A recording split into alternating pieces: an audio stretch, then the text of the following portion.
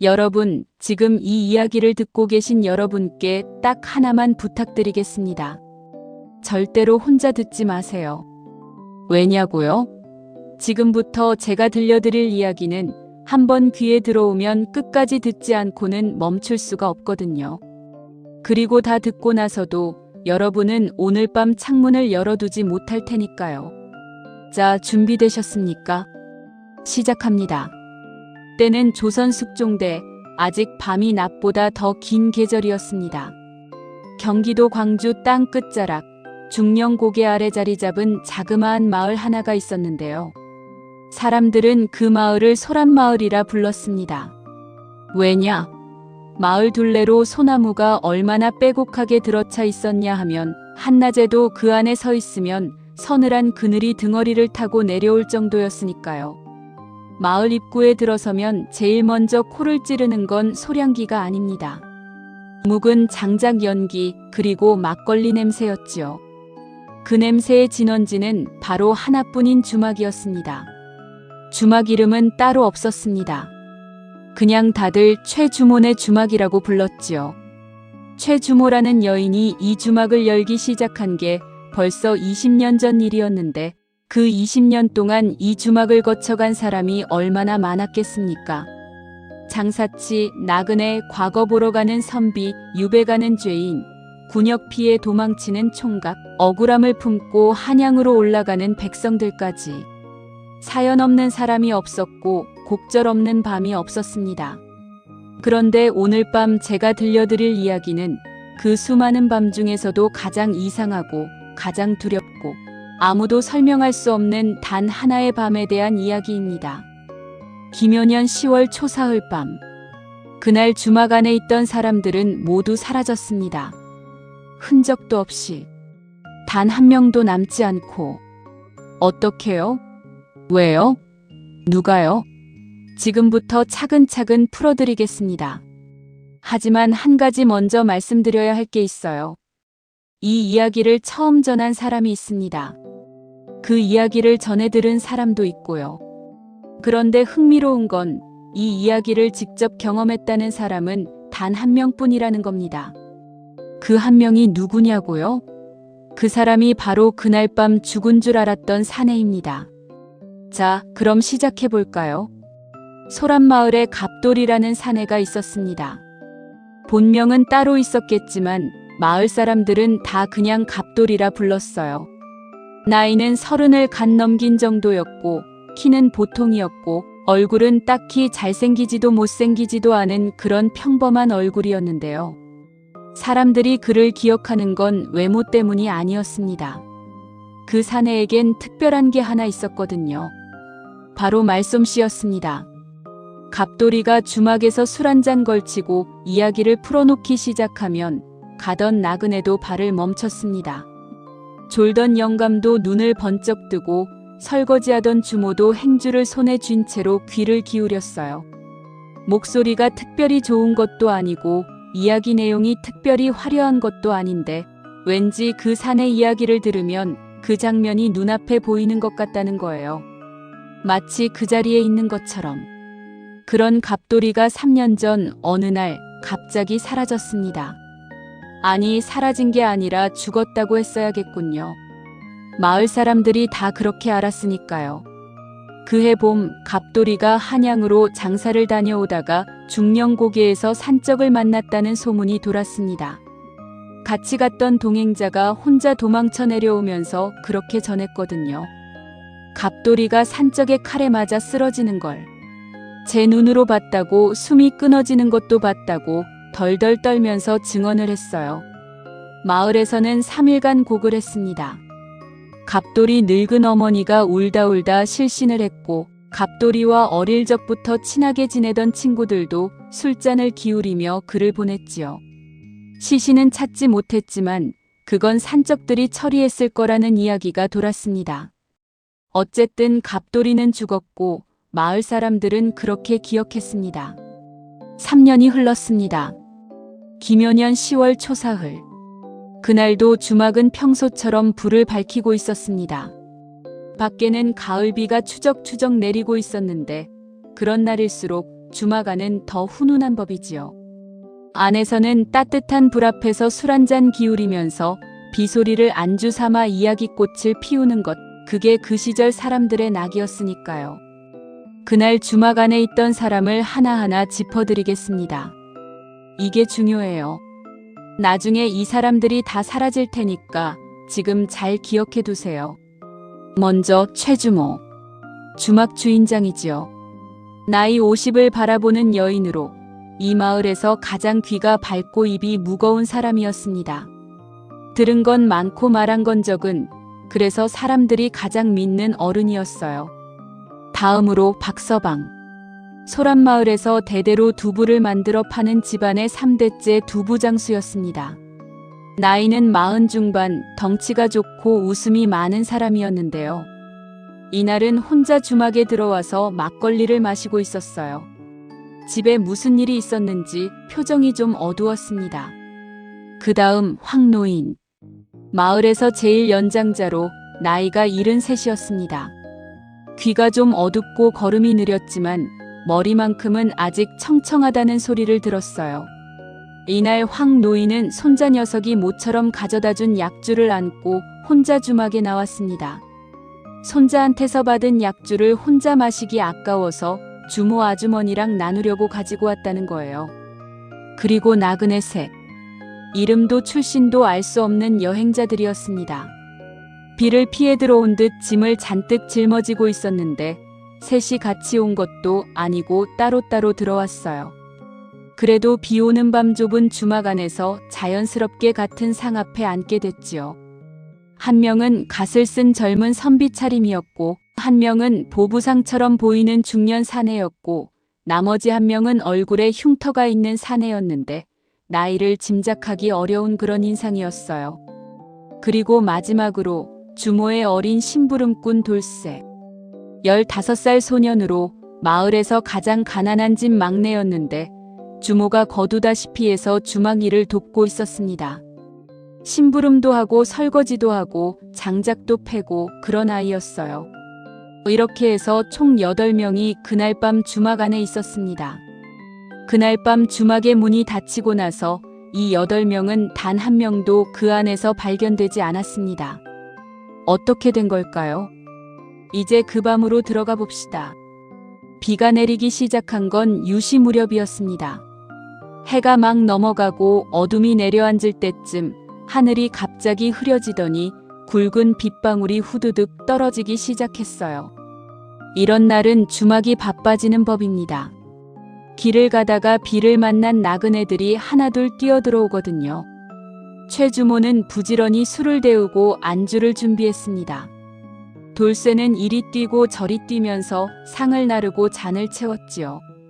황노인은 구석자리에 앉아서 가져온 약주를 홀짝이면서 빗소리를 듣고 있었고, 박서방은 혼자 막걸리 사발을 비우고 있었습니다.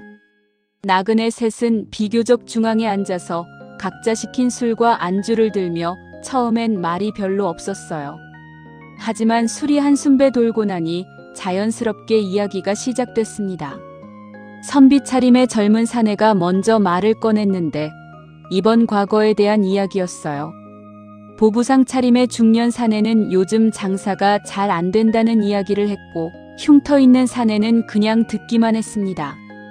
그렇게 시간이 흐르면서 주막 안은 점점 더 왁자지껄해지기 시작했습니다. 밖에선 비가 더 세지고 있었고 안에선 불빛이 더 따뜻하게 타오르고 있었어요. 그때였습니다. 주막 문이 열렸습니다. 빗속에서 걸어온 사람 하나가 문가에 섰습니다. 주막 안의 모든 사람이 반사적으로 그쪽을 봤어요. 비에 흠뻑 젖은 사내가 거기 서 있었습니다. 갓도 없이 도롱이도 없이 그냥 빗속을 걸어온 게 분명한데, 그런데도 표정은 이상하리만치 평온했어요.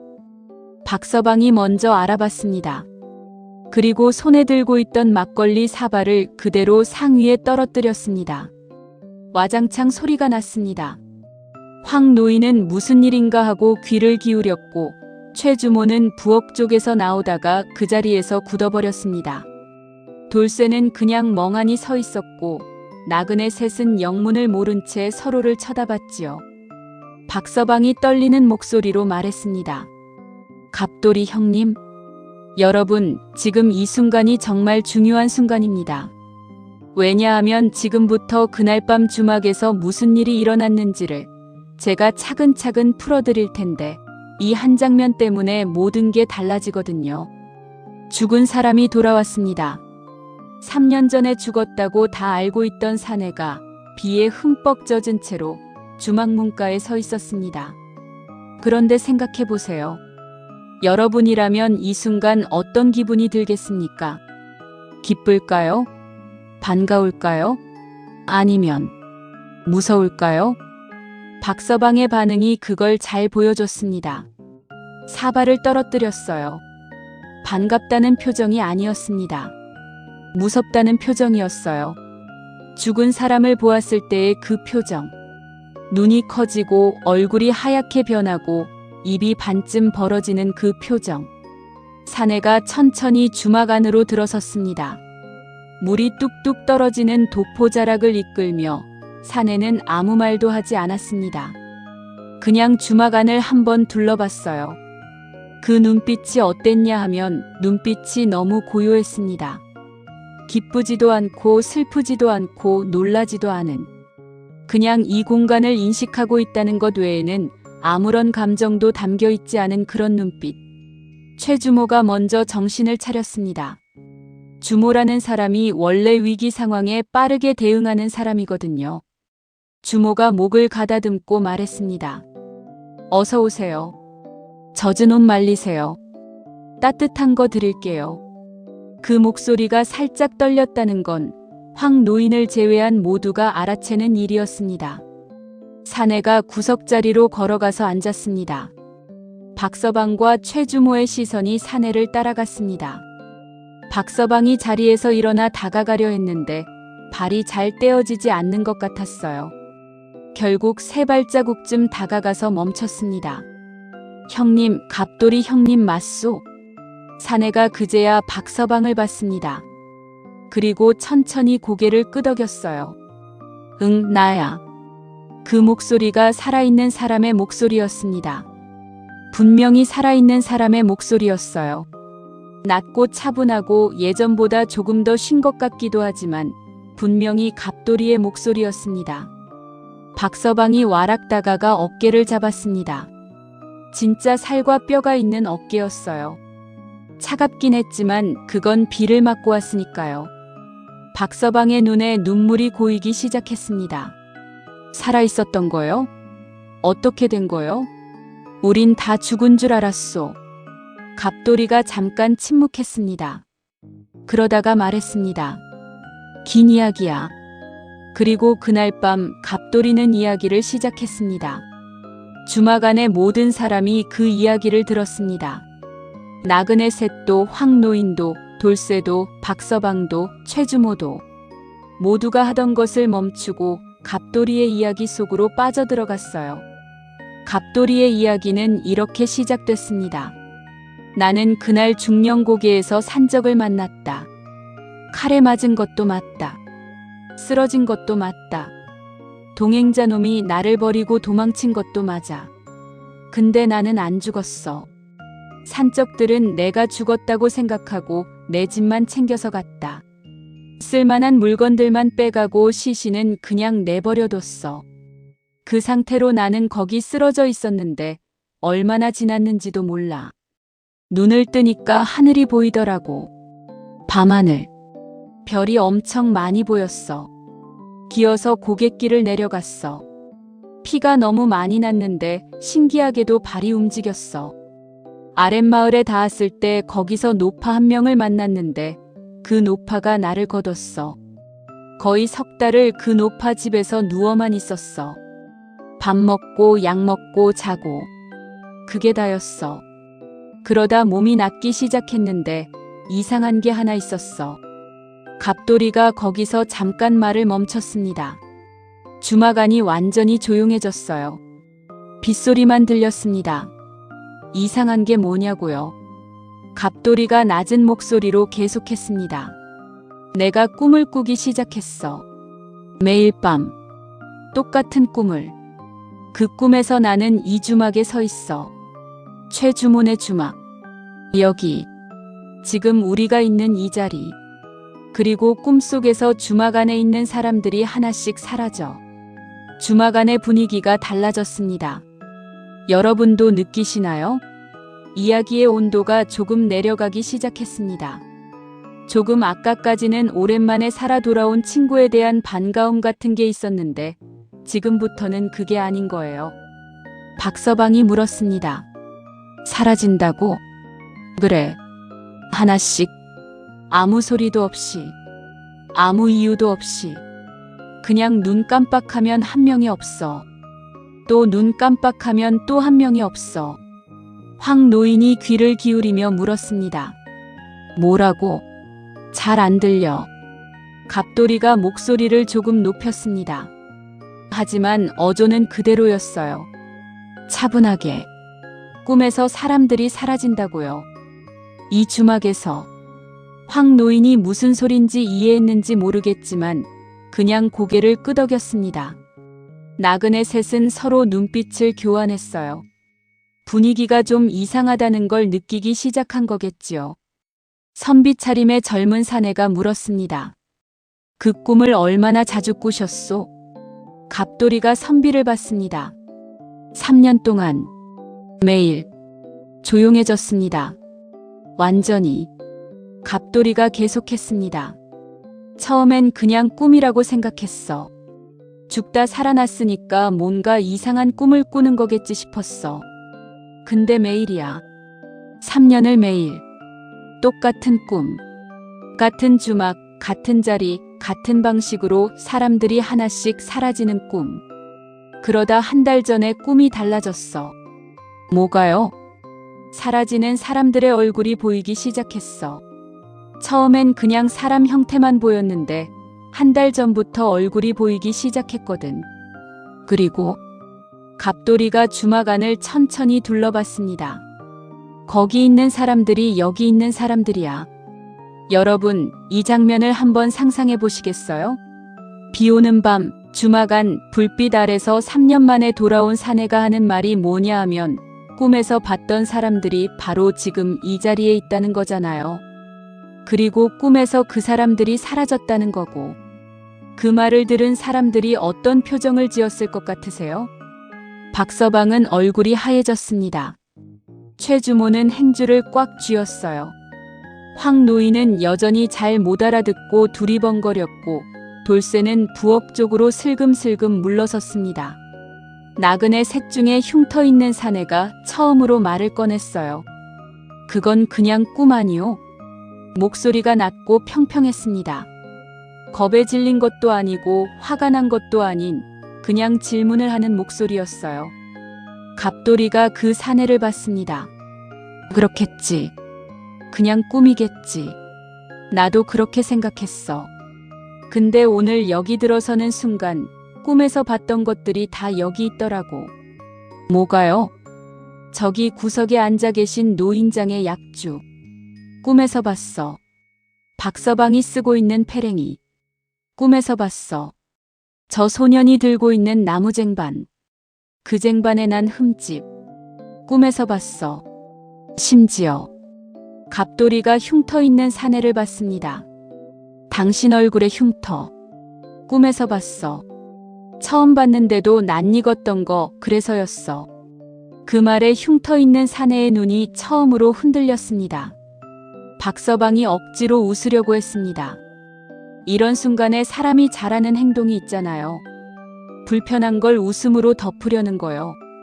형님, 그야 뭐 비슷한 게 다 비슷해 보이는 거 아니요? 노인은 다 약주 마시고 패랭이는 다 비슷비슷하고. 그럴 수 있지.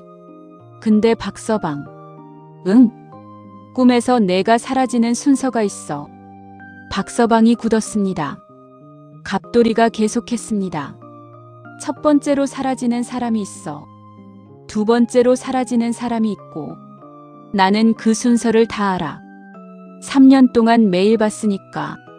그러면 마지막에 사라지는 사람이 누구요? 흉터 있는 사내가 물었습니다. 갑돌이가 대답하지 않았습니다. 대신 주막 안을 다시 한번 천천히 둘러봤어요. 그리고 이렇게 말했습니다.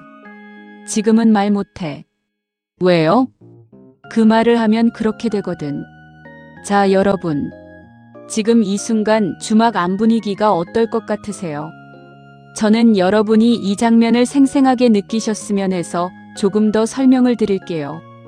밖에서 비는 더 세차게 내리고 있습니다. 주막 문은 닫혀 있고 안에 불은 여전히 타고 있어요. 근데 왠지 그 불빛이 아까보다 더 어두운 것 같습니다. 아니면 그렇게 느껴지는 거겠지요. 사람의 마음이 그런 거잖아요. 무섭다 싶으면 주변이 다 어두워 보이는 것 같은. 박서방이 일어나려다가 멈췄습니다. 나가려고요.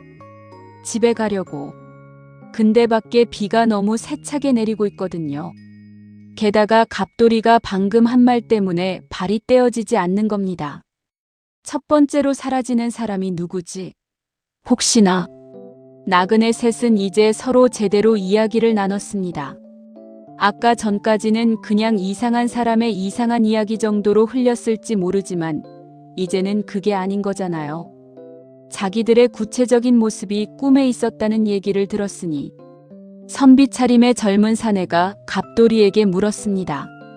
그 꿈에서 사람들이 사라질 때 어디로 가는 거요? 갑돌이가 선비를 봤습니다. 모르겠어. 그냥 사라지요. 그냥 없어져. 소리도 없이, 흔적도 없이. 잠깐 어디 갔나 하고 눈을 돌리면 그 사람이 없어. 자리에 아무것도 없어. 마시다 둔 술잔만 남아있어. 안주 그릇만 남아있어. 근데 사람은 없어. 최주모가 손으로 입을 가렸습니다. 돌쇠가 입술을 깨물었어요. 황 노인이 뭔가 낌새를 채고 물었습니다. 이 사람이 뭐라는 거야? 무슨 이야기야? 박서방이 황 노인에게 귀 가까이 대고 말했습니다. 그런데 박서방 자신도 목소리가 떨렸기 때문에 황 노인에게 전해지는 말도 떨렸습니다. 황 노인이 한참 듣더니 고개를 끄덕였습니다. 그래서 뭐 어쩌라고. 그 말이 너무 자연스러워서 주막 안에 있던 사람들이 잠깐 멍해졌습니다. 황 노인이 약주를 한 모금 더 마시고 말했어요. 다 꿈이잖아. 꿈이 뭔 소용이야. 꿈에서 죽으면 현실에서 죽냐. 난 꿈에서 호랑이한테 물려 죽은 게 한두 번이 아닌데 여기 멀쩡히 살아있잖아. 그 말에 분위기가 잠깐 가벼워졌습니다.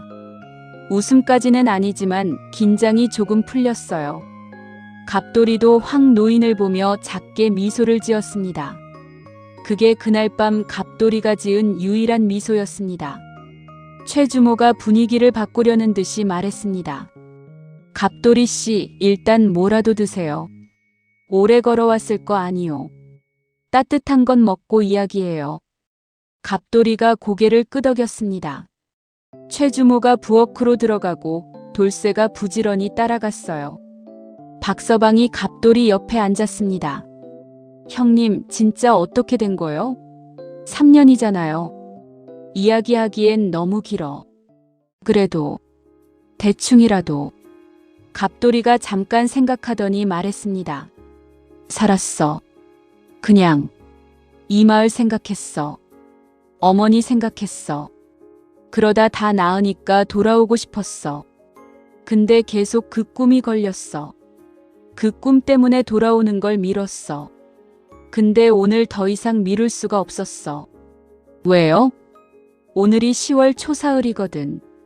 박서방이 무슨 의미인지 못 알아듣는 표정이었습니다. 갑돌이가 낮게 말했습니다. 꿈에서도 10월 초사흘이야. 그 말이 주막 안에 내려앉았습니다. 천장에서 뚝 떨어진 것처럼. 최주모가 따뜻한 국물을 들고 나왔습니다. 갑돌이 앞에 놓으면서 주모도 앉았어요. 모두가 어느새 갑돌이 주변으로 모여 있었습니다. 자리를 옮긴 것도 아닌데 어느 순간 다들 갑돌이 쪽으로 기울어져 있었습니다. 흉터 있는 사내가 다시 물었습니다. 그 꿈에서 사라지기 전에 뭔가 징조 같은 게 있소? 미리 알아채는 게 있소? 갑돌이가 국물을 한 모금 마시고 대답했습니다. 있어. 뭐요? 사라지기 직전에 그 사람이 이상한 말을 해. 이상한 말? 응. 아무것도 아닌 것 같은 말인데 나중에 생각해보면 그게 마지막 말이야. 근데 들을 때는 몰라. 그 말이 마지막인지. 예를 들면요. 갑돌이가 잠깐 생각했습니다. 예를 들어서 밖에 비가 많이 오네 하는 말이 마지막일 수 있어. 아니면 이 안주 맛이 좋다 하는 말이 마지막일 수도 있고. 평범한 말인데 그 말을 끝으로 눈을 돌리면 없어. 그냥 없어. 모두가 조용해졌습니다. 최주모가 입술을 달싹였습니다. 그럼 우리가 지금 아무 말이나 함부로 하면 안 되는 거요? 갑돌이가 주모를 봤습니다. 그게 꿈 이야기야. 현실은 다를 수 있지. 다를 수도 있다고 하면서 갑돌이는 국물을 또 마셨습니다. 다를 수도 있다는 말이 다르다는 말은 아니었습니다. 그날 밤 주막 안에서 이야기가 계속됐습니다. 갑돌이가 3년간 겪은 것들을 조금씩 풀어놨고 주막 사람들은 들었습니다. 처음에 긴장이 완전히 풀린 건 아니지만 시간이 흐르면서 다들 조금씩 익숙해지는 것 같았어요. 갑돌이도 살아있는 사람이고 꿈은 꿈이고 현실은 현실이고. 박서방이 갑돌이에게 막걸리를 따랐습니다. 형님, 어머니한테는 갔어요? 아직. 여기가 먼저더라고. 왜요? 모르겠어. 그냥 발이 여기로 먼저 왔어. 그 말이 조금 이상하긴 했지만 박서방은 그냥 넘겼습니다. 오래 걸어왔을 테니 주막에서 좀 쉬고 싶었을 거라고 생각했겠지요. 나그네들 사이에서도 이야기가 자연스럽게 이어졌습니다. 선비 차림의 젊은 사내가 보부상 차림의 중년 사내에게 어디서 왔냐고 물었고 보부상이 대답하고 흉터 사내는 또 그냥 들었습니다. 돌쇠는 갑돌이의 비에 젖은 도포를 받아서 불가에 널었습니다. 부지런한 아이였어요. 황 노인은 어느새 조금 졸고 있었습니다. 약주가 돌아서인지 나이가 나이인지. 그렇게 주막 안은 다시 평온해졌습니다. 그런데 황 노인이 눈을 뜨면서 말했습니다. 참, 날씨가 이러니 밖에 나가기도 힘들겠구먼. 그 말을 한 황 노인이 그 말을 끝으로 없었습니다. 아무도 못 봤습니다. 아무 소리도 없었어요. 황 노인이 말을 마치고 다들 잠깐 서로 이야기를 나누고 눈을 돌렸는데 황 노인이 앉아있던 자리가 비어 있었습니다. 약주 그릇만 거기 남아있고 황 노인은 없었습니다. 박서방이 먼저 알아챘습니다. 노인장. 아무 대답이 없었어요. 황 노인장. 조용했습니다. 박서방이 주막 안을 둘러봤습니다. 황 노인이 없었어요. 부엌 쪽에도 없었고 뒤편에도 없었고 문 쪽에도 없었고 그냥 없었습니다. 최주모가 하얗게 질렸습니다. 갑돌이가 국물 그릇을 내려놨어요. 이제 주막 안에 있던 모두가 알았습니다. 이건 꿈 이야기가 아니었습니다. 이건 지금 일어나고 있는 일이었어요. 갑돌이, 이거 꿈이랑 똑같소? 박서방이 물었습니다. 갑돌이가 고개를 끄덕였습니다. 황 노인이 첫 번째였소? 갑돌이가 대답하지 않았습니다. 박서방이 갑돌이의 팔을 잡았습니다. 갑돌이 형님 대답해요. 황 노인이 첫 번째였냐고. 갑돌이가 박서방을 봤습니다. 그 눈빛이 처음 들어왔을 때처럼 다시 고요해졌어요. 기묘하게 고요한 눈빛. 응. 그럼 두 번째는? 누군가가 문 쪽으로 뛰었습니다. 나그네 중 보부상 차림의 중년 사내였어요. 이 상황에서 가장 먼저 몸이 반응한 사람이었습니다. 문을 열고 나가려고 했어요. 근데 문이 안 열렸습니다. 밖에서 잠긴 것도 아니었습니다. 그냥 문이 안 열렸어요. 손잡이가 돌아가지 않는 게 아니라 당겨도 밀어도 꼼짝을 안 했습니다. 마치 문이 벽의 일부가 된 것처럼. 선비 차림의 젊은 사내도 다가가서 같이 밀었습니다. 꿈쩍도 안 했어요. 최주모가 부엌 뒤편으로 돌아갔습니다. 뒤쪽에 작은 쪽문이 하나 있었거든요. 장작을 들이고 물을 내다버리는 그런 문이었는데 그 문도 안 열렸습니다. 주막이 완전히 닫혔습니다. 박서방이 갑돌이를 다시 봤습니다. 갑돌이 형님, 꿈에서도 이랬소? 갑돌이가 고개를 끄덕였습니다. 그럼 어떻게 됐소? 계속 사라졌어. 멈추는 방법은 없소? 갑돌이가 잠시 침묵했습니다. 모르겠어. 모른다고요? 응. 꿈에서 난 그냥 서 있었어. 멈추려고 한 적이 없었어. 뭔가 할 수 있는 사람이 아니었어. 그냥 보고만 있었어. 그 말에 박서방의 표정이 무너졌습니다. 최주모도 돌쇠도 나그네들도 모두가 자신들이 완전히 갇혀 있다는 걸 실감하기 시작했어요. 밖은 비가 쏟아지고 문은 안 열리고 황 노인은 사라졌고 이제 두 번째 차례가 있습니다. 흉터 있는 사내가 갑돌이를 봤습니다. 당신은 꿈에서 사라지지 않았소? 갑돌이가 그 사내를 봤습니다.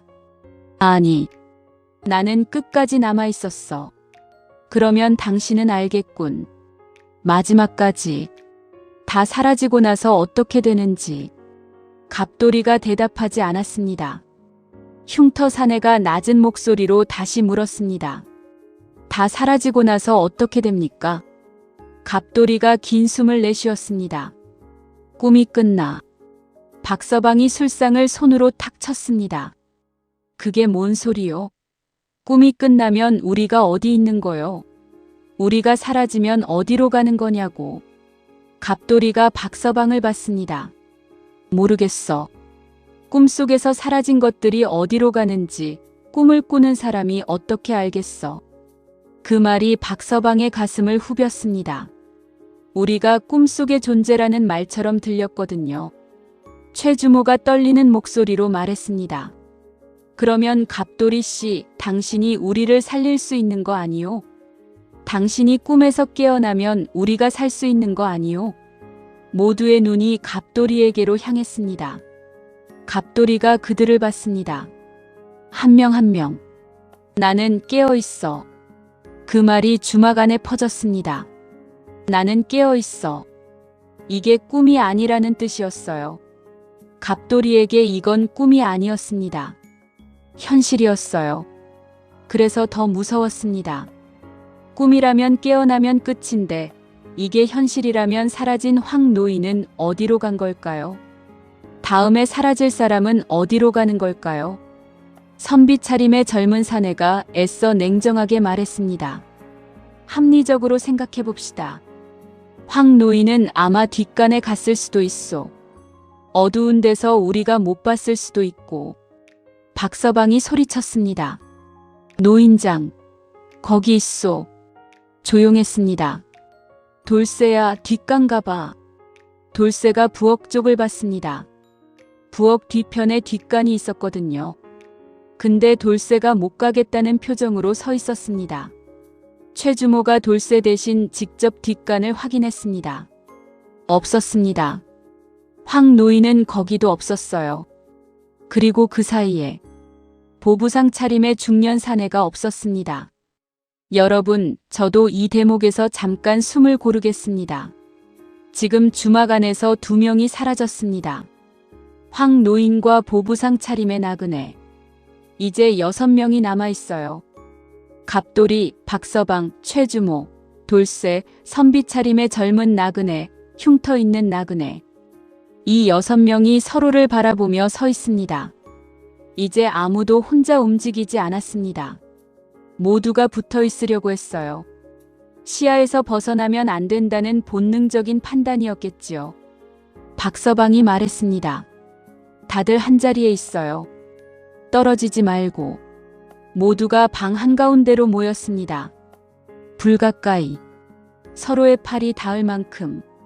갑돌이도 그 안에 있었습니다. 흉터 사내가 갑돌이에게 물었습니다. 꿈에서 다들 이렇게 모여 있었소? 갑돌이가 고개를 저었습니다. 꿈에서는 각자 있었어. 이렇게 모이진 않았어. 그럼 혹시 이렇게 하면 달라질 수 있어? 갑돌이가 잠깐 생각했습니다. 모르겠어. 꿈이랑 다르게 흘러가고 있으니까. 꿈에서는 이런 대화를 한 적이 없어. 꿈에서 난 이야기를 했지만 이렇게 다들 모여서 방법을 찾으려 하진 않았어. 그럼 희망이 있을 수도 있어. 갑돌이가 그 사내를 봤습니다. 그럴 수도 있지. 선비 차림의 젊은 사내가 갑돌이에게 물었습니다. 당신이 그 꿈에서 기억하는 것들을 다 말해줄 수 있어? 사라진 순서, 상황, 뭐든. 갑돌이가 고개를 끄덕였습니다. 황 노인이 첫 번째였어. 황 노인은 날씨 이야기를 했어. 그 다음이 보부상이었는데 보부상은 꿈에서 문을 열려고 했어. 그것까지는 맞아. 그 다음이 누구요?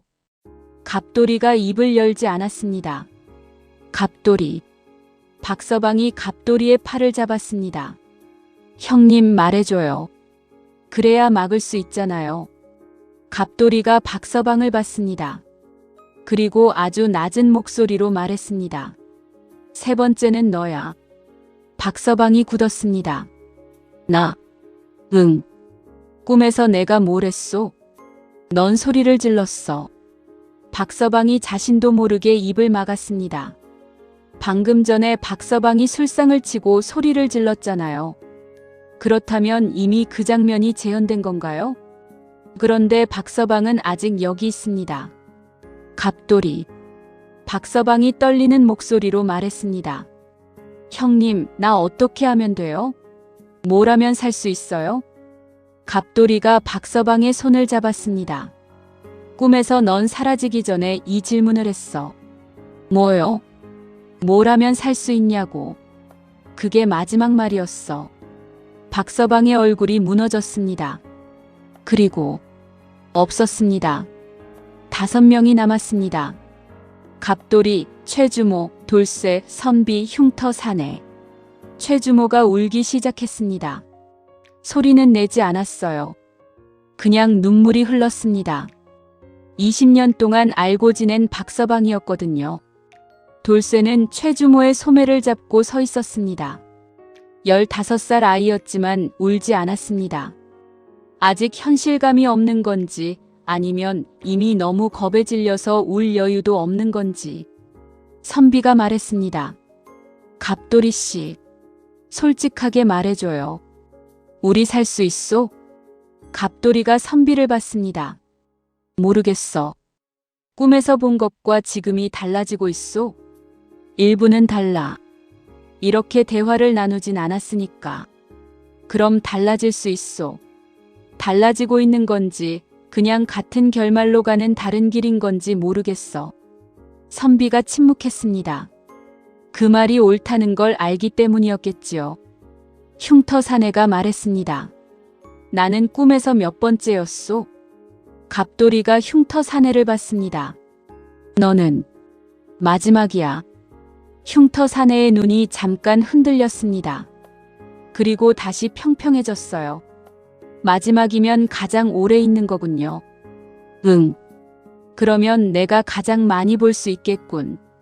나머지가 사라지는 걸. 갑돌이가 고개를 끄덕였습니다. 흉터 사내가 조용히 물었습니다. 당신은? 갑돌이가 대답하지 않았습니다. 당신 꿈에서 당신 자신은 사라지지 않는다고 했는데 그러면 지금 현실에서 당신은 끝까지 남는 거요? 갑돌이가 긴 침묵 끝에 말했습니다. 꿈에서 나는 남았어. 모두가 사라지고 나서 혼자 주막 안에 남아 있었어. 그래서요? 그 꿈이 얼마나 됐는지 알아? 3년이야. 3년 동안 그 꿈을 꿨어. 매일 밤. 모두가 사라지고 혼자 남는 그 꿈을. 갑돌이의 목소리가 처음으로 조금 흔들렸습니다. 나는 그게 싫었어. 혼자 남는 게. 그래서 돌아오기 싫었어. 이 마을로. 이 주막으로. 오면 이렇게 될 것 같아서. 그러면 왜 왔소? 갑돌이가 주막 안을 한 번 더 바라봤습니다. 여기가 그리웠으니까. 여러분, 이 장면이 저는 이 이야기에서 가장 아프다고 생각합니다. 3년 동안 매일 밤 이 주막 꿈을 꿨어요. 사람들이 사라지는 꿈을. 그 꿈이 싫어서 오지 않으려 했는데 그리움이 그를 이끌었다는 거잖아요. 그리고 그가 왔을 때 꿈은 현실이 됐습니다. 이게 운명인지, 이게 저주인지, 이게 우연인지 아무도 몰랐습니다. 하지만 그 어떤 이름을 붙이든 간에 지금 주막 안에서 사람들이 사라지고 있다는 건 사실이었어요. 선비가 말했습니다. 다음이 누구요? 갑돌이가 선비를 봤습니다. 꿈에서 다음은 주모였어. 최주모가 눈물을 닦았습니다. 그러고는 담담하게 말했어요. 나는 꿈에서 뭘 했소? 갑돌이가 잠깐 머뭇거렸습니다. 주모는 부엌으로 들어갔어. 그게 마지막이었고. 응. 최주모가 고개를 끄덕였습니다. 그러고는 돌쇠를 봤습니다. 돌쇠야. 예. 주모 곁에서 떨어지지 마. 알았지. 돌쇠가 고개를 끄덕였습니다. 그러고 나서 최주모가 갑돌이에게 물었습니다. 갑돌이 씨, 나한테 물어봐도 돼요? 뭘요? 3년 동안 꿈속에서 이 주막 사람들이 사라지는 걸 봤잖소. 매일 밤. 그때 뭔 생각했소? 갑돌이가 대답하지 않았습니다. 무서웠소? 아니면 다른 거였소? 갑돌이가 낮게 말했습니다. 슬펐어. 주모가 잠시 그를 바라봤습니다. 그래요. 그랬겠구먼. 그 말이 얼마나 따뜻하게 들렸는지 모릅니다. 이 상황에서 이 무서운 밤에 그 말이 제일 따뜻했습니다. 그 이후로 얼마나 지났을까요? 시간이 얼마나 흘렀는지 알 수 없었습니다. 주막 안에 시계 같은 건 없었고 창문으로 보이는 건 빛뿐이었으니까요. 5명은 서로 붙어 있었습니다. 아무도 입을 열지 않았어요. 뭔가 말했다가 그게 마지막 말이 될까봐. 그게 혹시 사라지는 계기가 될까봐. 근데 그렇게 아무 말도 안 하는 것도 이상했습니다. 사람이 이렇게 오래 아무 말도 안 할 순 없거든요. 특히 무서울 때는요. 결국 돌쇠가 먼저 입을 열었습니다. 갑돌이 어른. 응. 나는 꿈에서 몇 번째예요? 갑돌이가 돌쇠를 봤습니다. 15살 소년의 눈이 갑돌이를 보고 있었어요. 갑돌이가 대답하지 않으려다가 결국 말했습니다. 넌 선비 다음이야. 돌쇠가 고개를 끄덕였습니다. 그럼 선비 어른이 먼저네요. 응. 선비 차림의 젊은 사내가 자신을 바라보는 시선들을 느꼈습니다. 그 사내가 갑돌이에게 말했어요. 꿈에서 내가 뭘 했소? 갑돌이가 조용히 말했습니다. 넌 책을 꺼냈어. 선비가 품 안에 손을 넣었습니다. 작은 책 한 권이 있었어요. 이 나그네가 품에 늘 넣고 다니는 책이었습니다. 그 책을 꺼냈더니 사라졌소? 갑돌이가 고개를 끄덕였습니다. 선비가 그 책을 보다가 다시 품에 넣었습니다. 꺼내지 않겠소. 갑돌이가 선비를 봤습니다. 선비가 말했습니다. 꿈이랑 다르게 해보는 거요. 그게 유일한 방법 아니겠소? 갑돌이가 잠시 생각하더니 고개를 끄덕였습니다. 그렇게 해봐. 모두가 그 책을 바라봤습니다. 선비의 품 안에 들어간 그 작은 책을. 그게 어떤 의미가 있는 건지 아무도 몰랐지만 그게 유일한 희망처럼 느껴졌습니다. 잠시 시간이 흘렀습니다. 선비는 여기 있었습니다. 모두가 숨을 참았어요. 아무도 말하지 않았습니다. 선비는 아직 있었습니다. 혹시 이게 되는 걸까요? 최주모가 아주 조심스럽게 말했습니다. 돌쇠가 고개를 주모 쪽으로 돌렸습니다. 갑돌이가 선비를 바라봤습니다. 흉터 사내가 눈을 감았다 떴습니다. 선비가 말했습니다. 나는 여기 있소. 그 말이 얼마나 값진 말인지. 나는 여기 있다는 말이. 갑돌이의 눈이 조금 흔들렸습니다. 그것이 처음으로 감정이 스치는 순간이었어요. 근데 그 순간 선비가 없었습니다. 나는 여기 있소. 그게 마지막 말이었습니다. 꿈에서처럼 책을 꺼내지 않아도, 다른 행동을 해도 결과는 같았습니다. 다른 경로로 같은 결말에 도달했어요. 4명이 남았습니다. 갑돌이, 최주모, 돌쇠, 흉터, 사내. 최주모가 갑돌이를 봤습니다. 어떻게 해도 안 되는 거요? 갑돌이가 대답하지 않았습니다. 그 침묵이 대답이었습니다. 돌쇠가 울기 시작했습니다. 소리 없이 눈물이 주르륵 흘렀어요. 최주모가 돌쇠를 안았습니다. 아이의 어깨를 꼭 잡고 괜찮아. 그 말이 거짓말이라는 걸 다 알았지만 아무도 그 말을 나무라지 않았습니다. 흉터 사내가 갑돌이에게 조용히 물었습니다. 당신은 어쩌다 이렇게 됐소? 갑돌이가 그 사내를 봤습니다. 모르겠어. 그 꿈을 꾸기 시작한 게 죽다 살아난 다음부터라고 했는데 그게 관계가 있다고 생각하오? 아마도 죽음의 문에 갔다가 돌아온 사람이 뭔가를 가지고 온 거 아닐까? 돌아와서는 안 됐던 건데 돌아온 건지, 아니면 돌아오면서 뭔가를 묻혀온 건지. 갑돌이가 그 말을 듣고 한참 있었습니다. 그 말이 맞는 것 같아. 흉터 사내가 다시 물었습니다. 그럼 당신이 이 마을에 돌아오지 않았으면 이런 일이 없었겠소? 갑돌이가 말하지 않았습니다. 그 침묵을 흉터 사내가 이해했습니다. 당신이 왜 왔는지는 알겠소. 그리운 거야 어쩌겠소. 사람이 그리운 곳이 있는 건 당연한 거요.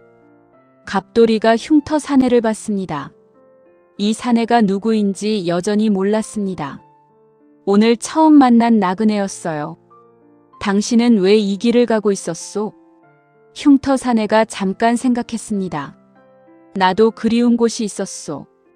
어디요? 흉터 사내가 웃었습니다. 이날 밤 주막 안에서 웃은 건 처음이었어요. 중령 넘어 저쪽 마을. 거기 내 어머니가 있소. 5년 만에 찾아가는 길이었소. 갑돌이의 눈이 잠깐 흔들렸습니다. 미안해. 아니요. 당신 잘못 아니요. 그래도. 흉터 사내가 고개를 저었습니다. 이미 일어난 일을 두고 잘못이라 하면 그럼 살아서 그리운 곳을 찾아가려 했던 것 자체가 잘못이 되는 거 아니겠소. 그건 잘못이 아니오. 최주모가 조용히 말했습니다. 갑돌이 씨, 나한테 물어봐도 돼오? 주모가 다시 물었습니다. 내가 꿈에서 부엌으로 간 게 왜 그랬는지 알아요? 갑돌이가 주모를 봤습니다. 모르겠어. 주모가 말했습니다. 아마 불 끄러 갔을 거요. 이 주막불이야 내가 매일 끄는 거니까. 마지막까지 일하는 게 나다운 거 아니겠소. 갑돌이가 주모를 봤습니다. 그렇게 생각하면 마음이 좀 편해요. 내가 내다운 마지막이라면 그게 나쁜 건 아니잖소. 갑돌이가 대답하지 않았습니다. 눈빛이 흔들렸어요. 이 말이, 이 여인의 이 말이. 주모가 돌쇠를 보면서 말했습니다. 돌쇠야, 주모가 없어지면 다음 주막 주인한테도 잘해. 알았지. 돌쇠가 울면서 고개를 끄덕였습니다. 그리고 최주모가 없었습니다. 3명이 남았습니다. 갑돌이, 돌쇠, 흉터, 사내. 돌쇠가 주모가 있던 자리를 바라봤습니다. 아무것도 없는 자리를. 약주 그릇만, 행주만 남아 있었어요. 갑돌이가 돌쇠의 어깨에 손을 얹었습니다. 돌쇠야. 돌쇠가 갑돌이를 봤습니다. 눈이 빨개졌어요. 괜찮아? 돌쇠가 고개를 저었습니다. 괜찮지 않았어요. 당연히. 갑돌이가 돌쇠를 보면서 말했습니다. 꿈에서 내가 사라지기 전에 한 말이 있어. 뭐요? 갑돌이가 잠깐 입술을 움직였습니다. 배고파요. 그게 마지막이었어. 돌쇠가 그 말을 듣고 멍하니 있었습니다. 그 다음 돌쇠가 말했습니다. 그럼 저 배고프다는 말 안 하면 되는 거예요? 갑돌이가 대답하지 않았습니다. 아까 선비 어른이 책 꺼내지 않아도 사라지셨잖아요. 응. 그럼 저도 배고프다는 말 안 해도 사라지는 거잖아요. 갑돌이가 고개를 끄덕였습니다. 돌쇠가 잠시 생각하더니 말했습니다. 그러면 어차피 마찬가지잖아요. 갑돌이가 돌쇠를 봤습니다. 돌쇠가 어른스러운 표정으로 말했습니다. 15살 소년이 지을 수 있는 가장 어른스러운 표정으로. 저 갈게요. 무서운 거 보고 싶지 않아요. 어른들이 사라지는 거 더 보고 싶지 않아요. 갑돌이가 돌쇠의 어깨를 잡았습니다. 돌쇠야. 그러나 돌쇠는 이미 없었습니다. 둘이 남았습니다. 갑돌이와 흉터 사내. 빗소리가 조금 잦아들고 있었습니다. 밤이 깊어가고 있는 거겠지요. 흉터 사내가 갑돌이 앞에 앉았습니다. 이제나요. 갑돌이가 그 사내를 봤습니다. 꿈에서 내가 마지막이었는데 당신이 제일 먼저 봤던 사람이나요? 갑돌이가 고개를 끄덕였습니다. 꿈에서 내가 뭘 했소? 갑돌이가 잠깐 머뭇거렸습니다. 꿈에서 당신은 아무 말도 하지 않았어. 그냥 앉아 있었어. 그러다 없어졌어. 마지막까지. 흉터 사내가 고개를 끄덕였습니다. 그럼 나는 꿈에서와 똑같이 하는 거군요. 아무 말도 않고 앉아 있다 사라지는 거. 갑돌이가 그 사내를 바라봤습니다. 흉터 사내가 말했습니다. 당신은 어떻소? 이 다음에 뭐가 남소? 갑돌이가 대답하지 않았습니다. 꿈에서는 혼자 남는다고 했는데 지금도 그렇게 될 것 같소? 갑돌이가 잠깐 눈을 감았다가 떴습니다. 그렇겠지. 외롭겠군. 갑돌이가 아무 말도 하지 않았습니다. 흉터 사내가 말했습니다. 나는 5년 만에 어머니를 보러 가는 길이었소. 당신도 3년 만에 어머니를 보러 이 마을에 왔겠지. 아직 못 갔소? 갑돌이가 고개를 끄덕였습니다. 주막이 먼저였으니까요. 가시오. 나 사라지고 나면 이 문이 열릴지도 모르니. 가서 어머니 보시오. 그게 남은 일이잖소. 갑돌이가 흉터 사내를 봤습니다. 당신은요? 나야 뭐. 흉터 사내가 잠깐 미소를 지었습니다. 꿈이라도 어머니 꿈이나 꿔야겠소. 그리고 흉터 사내가 없었습니다. 주막 안에 갑돌이 혼자였습니다. 빗소리, 불빛, 각자의 자리에 남아있는 그릇들, 잔들, 행주, 약주, 국물이 식은 그릇. 갑돌이가 일어났습니다. 주막 문으로 걸어갔습니다. 손을 뻗었습니다. 문이 열렸습니다. 비가 그쳐 있었습니다. 언제 그쳤는지 알 수 없었지만 밖은 고요했습니다. 새벽 특유의 그 서늘한 고요함. 갑돌이가 주막 밖으로 나섰습니다. 뒤를 돌아봤습니다. 불이 꺼져 있었습니다.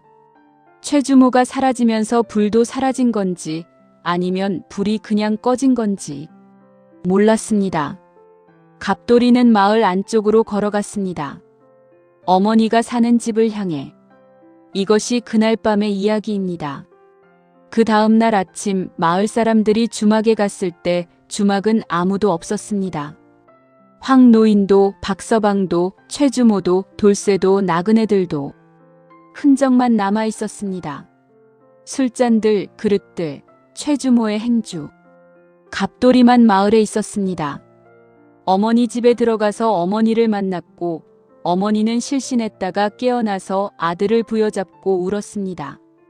마을 사람들이 갑돌이에게 물었습니다. 주막에서 무슨 일이 있었냐고. 왜 다들 사라졌냐고. 갑돌이는 대답하지 않았습니다. 그냥 모르겠다고만 했습니다. 그것이 거짓말인지 진실인지 아무도 알 수 없었습니다. 그리고 그날 이후로 갑돌이는 그 이야기를 다시는 꺼내지 않았습니다. 단 한 가지 사실만 남았습니다. 김효년 10월 초사흘 밤 소란마을 최주몬의 주막 안에 있던 사람들이 사라졌습니다. 단 한 명도 남지 않고 죽은 줄 알았다 돌아온 한 사내를 제외하고 그 사내가 어떻게 됐냐고요? 갑돌이는 그 뒤로 오래 살았습니다. 어머니도 모시고 마을에서 일도 하고 보통 사람처럼요. 가끔 주막이 있던 자리를 바라봤다고 합니다. 주막은 그 뒤로 새 주인이 들어왔지만 오래가지 못했다는 이야기도 있고 그냥 잘 됐다는 이야기도 있어요. 갑돌이는 그 꿈을 다시 꿨을까요? 그 이야기는 아무도 몰랐습니다. 갑돌이가 말하지 않았으니까요. 단 한 번 누군가 그에게 물었을 때 갑돌이가 이렇게만 대답했다고 합니다. 이제는 다른 꿈을 꿔. 어떤 꿈이냐고 물으니까 갑돌이가 말했습니다. 다들 여기 있는 꿈. 자, 여러분. 이것이 오늘 제가 들려드린 이야기입니다. 죽은 줄 알았던 사내가 돌아온 밤, 그날 주막에서 모두가 사라졌다는 이야기. 이 이야기가 실제로 있었던 일인지 아니면 누군가의 상상인지 저는 모릅니다. 그리고 솔직히 알고 싶지도 않습니다. 왜냐하면 이 이야기에서 제가 가장 마음에 걸리는 건 따로 있거든요.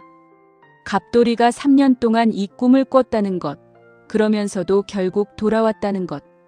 그리운 곳이 있었기 때문에, 무서운 꿈을 알면서도 그리움이 더 컸기 때문에, 그리운 곳은 무서운 곳이기도 합니다. 그리운 사람은 잃을 수 있는 사람이기도 하니까요.